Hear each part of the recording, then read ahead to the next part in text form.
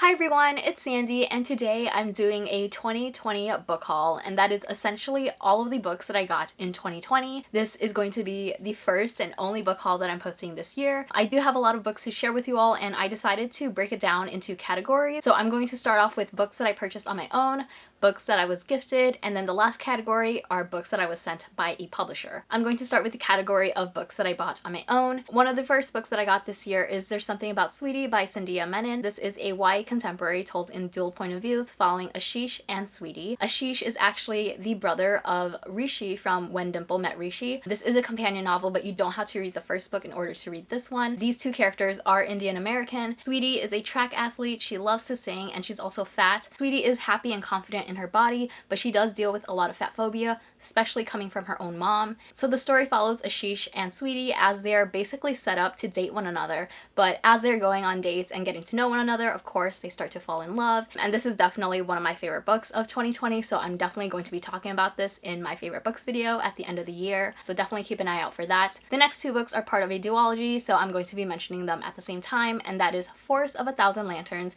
and Kingdom of the Blazing Phoenix by Julie C. Dao. Forest of a Thousand Lanterns is basically an East Asian reimagining of the Evil Queen legend, and then Kingdom of the Blazing Phoenix is the story of Snow White. I read these books a while ago and I just never bought myself copies until now, so I'm really glad to have these books in my collection. I thought the world was very interesting and I love seeing the East Asian culture that's woven throughout, and especially with Forest of a Thousand Lanterns, I really love seeing how the main character came to be who she ends up becoming, which is the Evil Queen, and then seeing her storyline play out in Kingdom of the Blazing Phoenix. If you're in the mood for a fairy tale reimagining, then I would definitely check out these books. The next book that I bought is Chain of Gold by Cassandra Clare. Not only do I have one copy of this book, but I have a second copy, and I have a third copy. So I now basically have 3 different editions of Chain of Gold, and honestly, I have no shame. With Chain of Gold, it was the first book in a new Shadowhunters series, and it follows the kids of characters that we love from the Infernal Devices. So I was like, why not? Might as well just get these special editions, but obviously I have to get the original cover of Chain of Gold so that it matches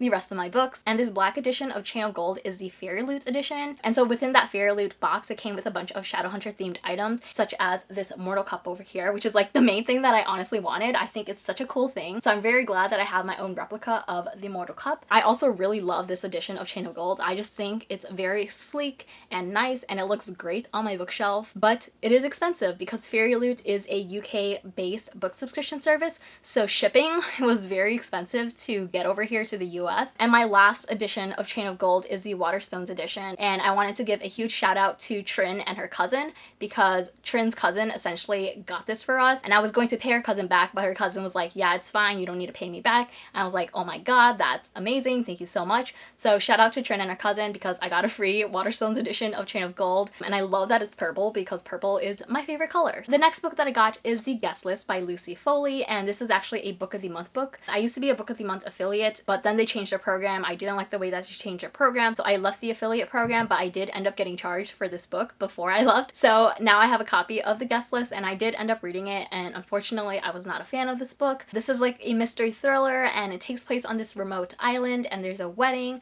and someone gets killed. There's lots of secrets and family drama. Unfortunately, I just didn't love the story and did not care for any of the characters. Wasn't a huge fan of the way that the story was written. I just felt bored, honestly, so yeah. And the last book that I bought this year is A Promised Land by Barack Obama. This is of course a nonfiction book, and Barack Obama tells the story of his political career and reflects on his presidency. I actually did already start reading it. I'm only 128 pages through. It is kind of dense, so I've been switching between reading this book and other books. Since it is nonfiction, it's a book that I feel like I could put down and always come back to it later, so I'm not like in a huge rush to read it, but I definitely want to read this to learn more about Barack Obama and obviously the things that he's accomplished during his presidency. The next category of books are books that I was gifted, and half of the books that I'm going to talk about all come from the same person, and that person is Trin, aka my parabatai from the channel Transformers. I will leave her channel link down below, and the first book that she gifted me this year is Leah on the Offbeat by Becky Albertalli. This is a companion novel to Simon vs. the Homo sapiens agenda, and as you can tell from the title, the story follows Leah. She is bisexual, and this is essentially her coming of age story. I've already read this book. I did enjoy it. Trin was unhauling this book and she asked if I wanted it, so I said yes,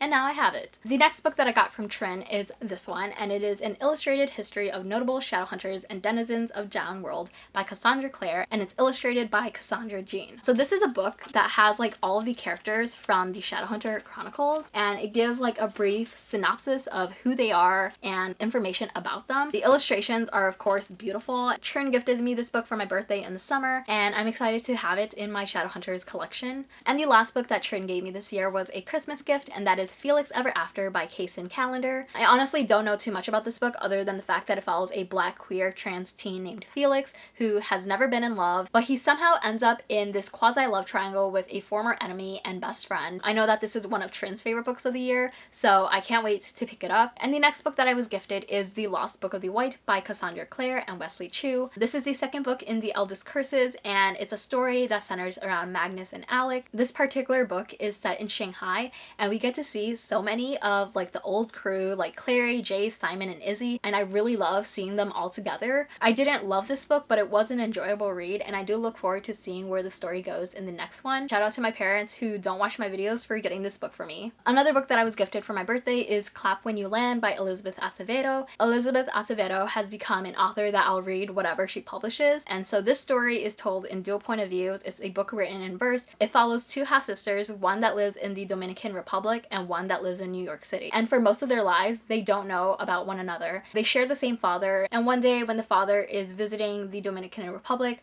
the plane that he's on ends up crashing and he ends up passing away. And so they're both left to grieve with his death and to grapple with the secrets that he's kept. And the last book that I wanted to mention in this category isn't technically a gift, but I did get it for free, and that is Red, White, and Royal Blue by Casey McQuiston. I don't know if any of you have those like little free libraries hanging around your neighborhood. I saw this book in one of those little libraries and I immediately grabbed it. Usually the books that I see in those type of things aren't books that I'm necessarily interested in, but this was a book that I actually recognized and was like, oh my gosh, I read it, I enjoyed it, and I just didn't have a copy of it, so I picked it up and now I have this book in my collection. This story follows two main characters. We have Alex, who is the son of a female president, and then we have Henry, who is a British prince. They have this kind of altercation with one another, and this altercation between them ends up becoming publicized, and as part of damage control, Alex and Henry are forced to make nice with one another. But throughout the story, they end up falling for each other and becoming more than friends, and it was just a really cute and fun read. So I was definitely surprised when I saw this book in that little library,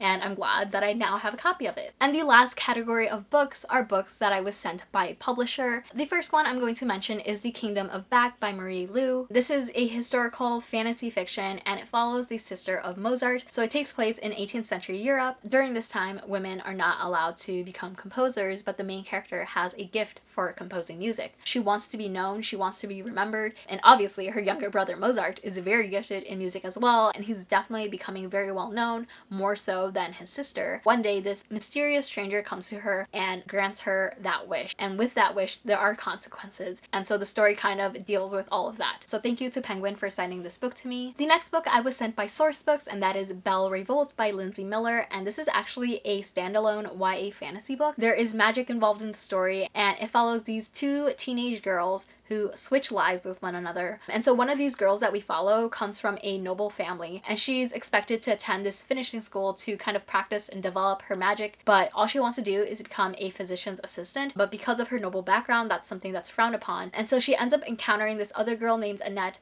who agrees to switch lives with her. So Annette would attend this finishing school while she would enroll to be trained to become a physician's assistant. And so throughout the story, we learn about the different types of magic in here and the consequences of using these types of magic, and there's also a rebellion going on in the story that these two characters get involved in. It's an interesting world and I really like the concept, but unfortunately I just didn't enjoy this book as much because it did get kind of confusing at times. I also wanted to mention that there are several trans and non-binary characters in the story, and there is a sapphic relationship relationship portrayed in here between one of the main characters and another side character, and Annette is also asexual. And there's also content warnings regarding violence, death, child abuse and neglect, as well as medical neglect. The next book I was sent by Disney Hyperion, and that is Broken Wish by Julie C. Dow. And this is an interesting series concept because each book is written by a different author. This book in particular starts off in Germany. It's a series that's going to follow one family over several generations and how this curse has plagued this family. So it's a very interesting concept. I like Julie C. Dow's books, so I'm definitely looking forward to picking this one up. Another book that I was sent by Penguin is A Sky Beyond the Storm by Saba Tahir. This is the fourth and final book in An Ember in the Ashes series, and I cannot wait to pick this book up. This book has been a long time coming, and I'm nervous and scared, but also excited to see how the story ends. I reread the first 3 books this year, and I have a reading vlog dedicated to the second book called A Torch Against the Night. I really enjoyed rereading these books to prepare myself for this 4th book. If you don't know what An Ember in the Ashes is about, it takes place in a world inspired by ancient Rome, and the first book starts off by following 2 main characters, Elias and Leah. Leah's brother has been arrested for treason, and so she ends up joining this rebellion in order to save him. But the task that she's given by this rebellion in exchange for them saving her brother is to infiltrate this military academy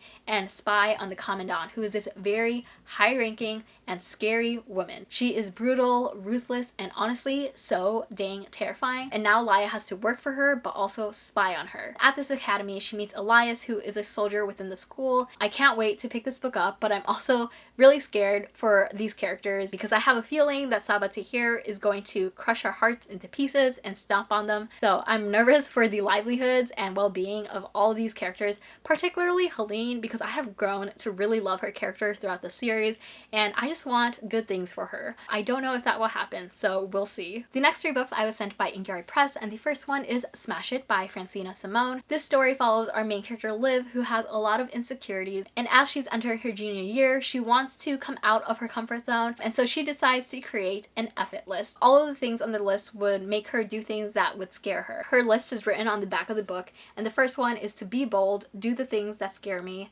2, learn to take a compliment. 3, stand out instead of back. 4, go on a date. And 5, stop crushing and move on. This story just sounds like it's going to be very heartwarming and hilarious, and based on the synopsis, I feel like I'm really going to enjoy it. And the very last 2 books in this book haul are part of the same series, and that is Storm and Fury and Rage and Ruin by Jennifer L. Armentrout. Jennifer L. Armentrout is definitely one of my most read authors, but I haven't really read much of what she's published in the past couple of years, and so thank you to Inkioi Press for sending me these books. Storm and Fury is the first book in the Harbinger series. I believe it's a trilogy. I did recently finish this book, and I'm currently like almost done with Rage and Ruin. So the Harbinger series is a spin-off series to the Dark Elements. It follows our main character Trinity, who's 18 years old, and she has the ability to see ghosts and spirits. The main character has a progressive eye disease, and this representation is own voices because the author does deal with that herself, and she's been hiding in this compound that's guarded by wardens, and wardens are essentially shape-shifting gargoyles that protect the world from demons. Trinity is in hiding because she has a special ability that makes her very dangerous, but also makes her vulnerable to being attacked by demons. And so one day these wardens from a different clan arrive, and they have reports of wardens being killed, and it is very hard to kill wardens because once they shapeshift from their human form into their gargoyle form, their skin is pretty much impenetrable, and it's very hard to kill them. All of a sudden we have a bunch of wardens being killed off, and that is a huge concern. And from this other clan, we are introduced to the character Zane, and if you've read the Element series, then you'll be familiar with Zane, Roth, and Layla, and so you do get to see those characters in this book. That's all I'm going to say about this series, but you don't have to read the Element series in order to read this one. And if I had to compare the series to something that's really well known and loved, I would compare it to the Shadowhunter Chronicles, because the Shadowhunters protect the world from demons, and so do the wardens in this book. And there's also a parabatai type of relationship in here as well. These books are just really fun and entertaining, and I'm definitely hoping to finish Rage and Ruin sometime later today because I have like this much left. I really love Trinity as a main character. These books are very action-packed, and if you're looking for a fantasy that involves demons and a kick-ass heroine,